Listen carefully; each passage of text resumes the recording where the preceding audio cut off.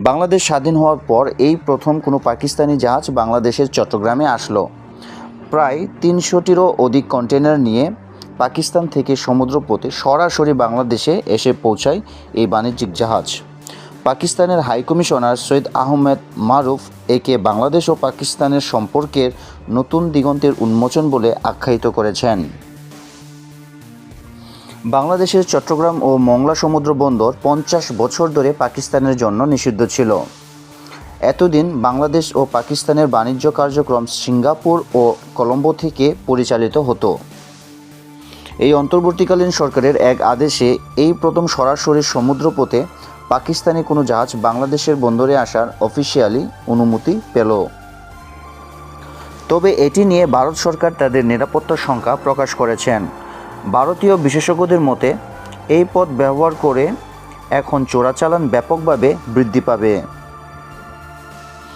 এর ফলে বাংলাদেশ হয়ে ভারতের 7টি যে অঙ্গরাজ্য রয়েছে সেখানে অবৈধ অস্ত্রের চালান সহজে প্রবেশ করতে পারবে।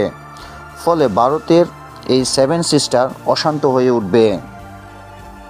ভারতীয় বিশেষজ্ঞরা আরও বলেন, এই পথ ব্যবহার করেই 2004 সালে চট্টগ্রাম বন্দরে বড় অবৈধ অস্ত্রের চালান এসেছিল, যা পরে জব্দ করা হয়েছিল।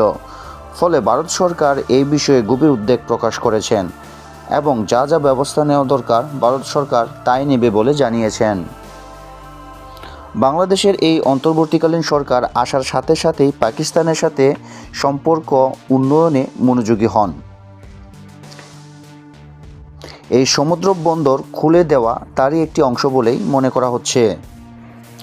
তবে ভারত সরকার এই সম্পর্ক উন্নয়নকে ভালো চোখে দেখছে না। তারা এই চট্টগ্রাম ও মংলা বন্দরের সুরক্ষায় বড় ধরনের কোনো পদক্ষেপ নিতে পারেন বিশেষজ্ঞদের মতে। তবে বাংলাদেশ যেহেতু স্বাধীন দেশ, তাই বাংলাদেশ সরকার দেশের উন্নয়নের স্বার্থে সবার সাথেই সম্পর্ক বজায় রাখতে পারবে।